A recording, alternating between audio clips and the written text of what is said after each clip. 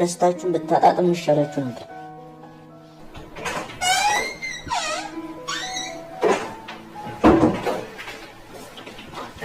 ስላምጣልሽ? አይ አቤል አሁን መብላት አልፈልግም። እንዴ ለምን? እኔ ራሴ እኮ ነኝ የምሰራልሽ። እሺ ግን በኋላ እሺ ካልሽሽ። አንተ ግን ብላ። አይ በኋላ አንቺ ስትበይ አብረን እንበላለን። ለምን አቤል? ከእኔ ጋር ብላ እንጂ። ኧረ ይቅር ችግር የለውም ካልክሽ። እኔ ብለሽ ነበር። አቤት አቤል ሰርግ ምናምን ይመችሻል እንዴ? እኔ እንጃ አቤል ግን ብዙም አይደለም። እንደኔ ነች ማለት ነው። እኔም አልወድም። ስለዛ ሰርግ አይኖረንም ማለት ነው። ማለት ነው እንግዲህ ቤተሰቦቻችንና ጓደኞቻችን ተስፋ ይቁረጡ። አዎ እስካሁን ዞረን የበላንበት ብድር ላልመልስ ነው። አይ እኔ እንኳን ግርግር ስለማይመቸኝ ብዙም አልበላውም። በቃ እኔ ነኝ ባለዳ። እንደዚህ ተሰርለት ማላፍ ማላፍ ያው ያጠበቅ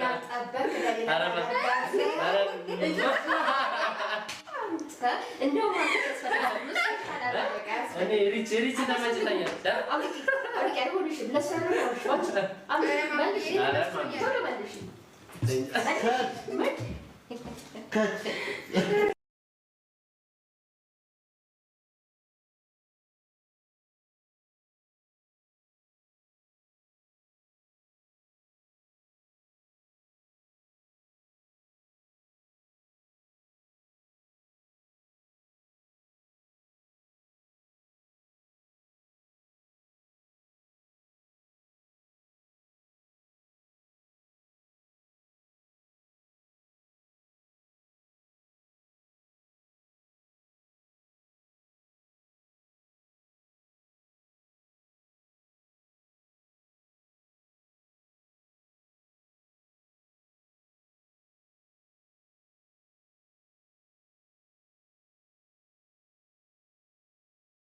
ልጅሽን አይተሻል?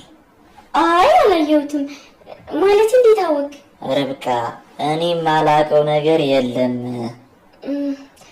አዎ አይቼዋለሁ። እና እንዴት ነው ጎረመሰ? አውዩ ደህና ነው። አይ ጥሩ። እኔ ምንሽ ነው ወይዩ ስለ ወረቀቱ ጉዳይ እንዴት አደረግሽ? ላገኘው አልቻልኩም እኮ እዩ። ሰላም ጤና ይስጥልኝ ውድ የርብቃ ድራማ ቤተሰቦች እንዴት ናችሁልኝ? እንኳን ወደ ቻናሌ በሰላም መጣችሁ። ርብቃ ድራማ በክፍል 19 ላይ ብዙ ነገሮች ተፈጥረዋል። እንግዲህ እንደምናውቀው የአቤል አሳዳጊ ማሚቴ ጸባይዋ ከተቀያየረው አላደር ብሎ አሁን ላይ ጭራሽ ትንሽ ከረር ያለ ነገር እያየን ነው። ምናልባት የአቤልና የርብቃ የፍቅር ፈተና ሊሆን የሚችለው እዩና የአቤል አሳዳጊ ወይም ደግሞ እናቱ ማሚቴ ናቸው ብዬ አስባለሁ። የአቤልና የርብቃ ፍቅር አሁን ላይ ምናልባት አጀማመሩ ትንሽ አስገራሚ ቢሆንም አሁን ላይ ሁለቱ በፍቅር እልም ብለዋል። ማንንም ሰው አይሰሙም። ነገር ግን ፈተና ከቤታቸው እየተጋፈጡ ይመስለኛል። እንግዲህ እየመጣባቸው ነው ማለት ነው። ለፍቅራቸው አደጋ፣ ለትዳራቸው አደጋ፣ ለአብሮነታቸው አደጋ የሚሆን ብዙ ችግር እየመጣ ነው የሚታየኝ። እንግዲህ በክፍል 19 ላይ ማሚቴ እንደለመደችው እዩን ካሳመፀችው በኋላ ከእሷ ጋር እንዲሰራና ወረቀቱንም ፈልጎ እንዲወስድ በስሙም እንዲያዞረው ፈቅዳለት ነበረ። እዩም መጀመሪያ ላይ ፈራፍ ብሎ ነበረ። ምክንያቱም ያ ነገር የአቤል ብቻ እንደሆነና እናት እሷ ደግሞ ማሚቴ ማለት ነው የአቤል አሳዳጊ አቤልን በጣም የምትጠብቀውና የምትወደው ሴት እንደሆነች ስለሚያውቅ ሆን ብላ ልትፈትነኝ ነው ብሎ ነበረ። ነገሩ ግን እንደዛ አይደለም። እንግዲህ ሰው ገንዘብ ይቀይረው የለ ጊዜ እና ገንዘብ ሰውን እንግዲህ እየቀየረው ይገኛል። በጣም ጥሩ ታማኝ ብለን ይጎዱና ብለን የማንጠብቃቸው ሰዎች ጊዜና ቦታ ጠብቀው ምናልባት የእኛን ውድቀት እንግዲህ ሊመኙ ይችላሉ።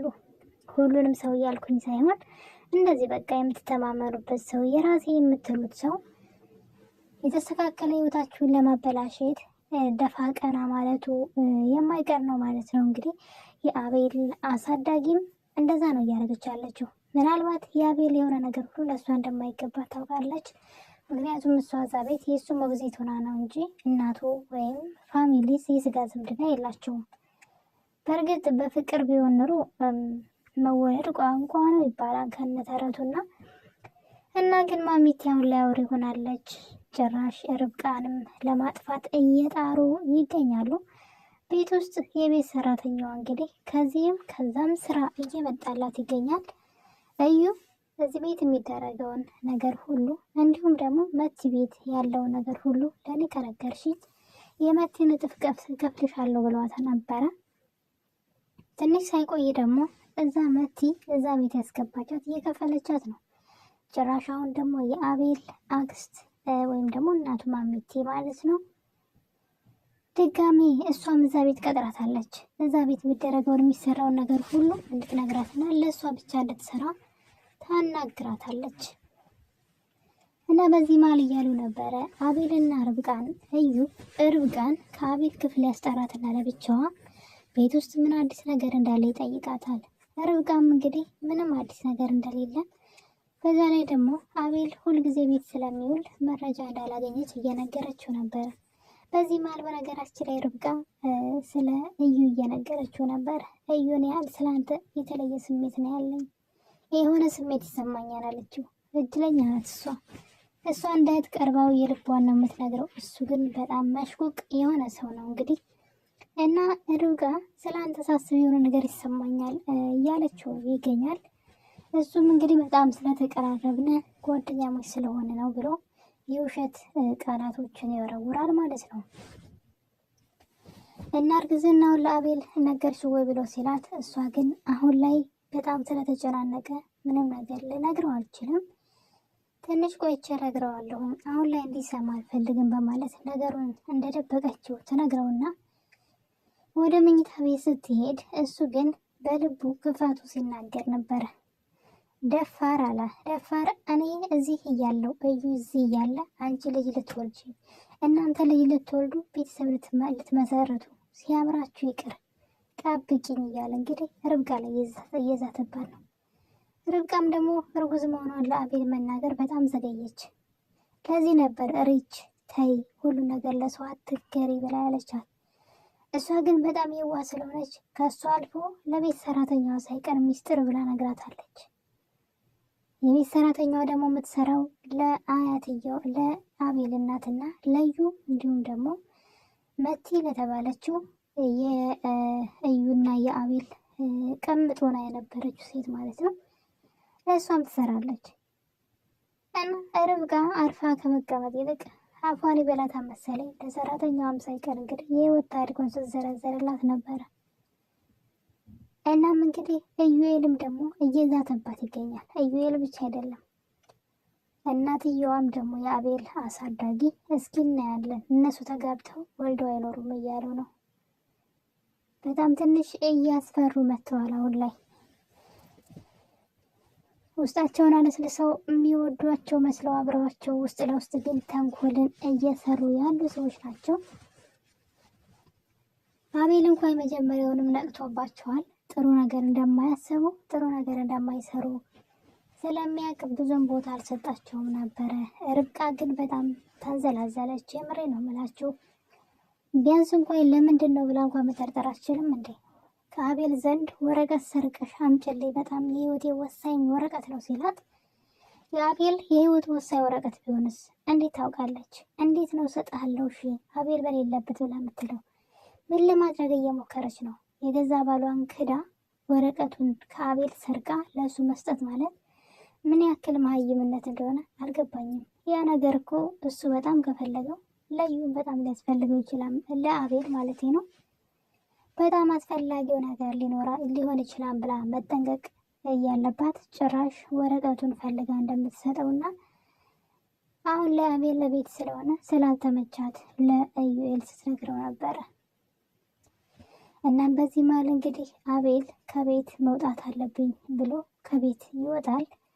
እዩን አብረን እንውጣ ብለው ማይ አልወጣም ብሎ እምቢ ይለውና ከርብቃ ጋር የተባባሉት ነገር ስላለ አቤል ከሄደ በኋላ በቃ ከዚህ በኋላ ወረቀቱን መፈለግ እንጀምር ትለዋለች ርብቃ። የዋህ ናት በጣም።